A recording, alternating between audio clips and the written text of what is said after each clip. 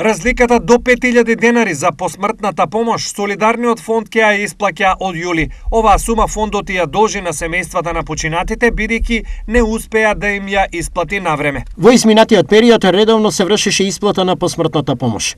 Меѓутоа, конкретно 2020 година во услови на вториот бран од COVID-19, значително се зголеми бројот на починатите корисници на пензија.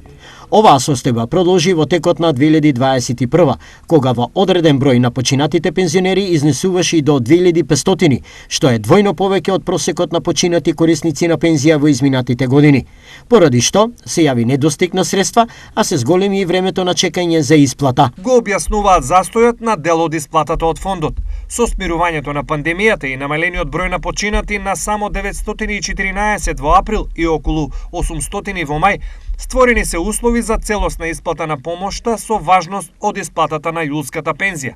Во државата, Солидарниот фонд го полнат 309.000 пензионери кои обезбедуваат околу 46 милиони денари, кои пак се доволни да покријат околу 1500 посмртнини месечно.